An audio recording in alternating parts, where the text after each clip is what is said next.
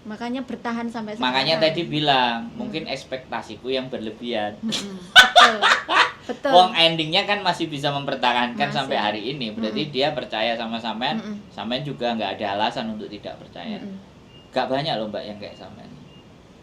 Tapi awalnya gini, suamiku kan kalau nggak ibarat ayam ya, kalau nggak di sana cari kerja, nggak berangkat loh. Mintanya di Berat. Itu normally mbak.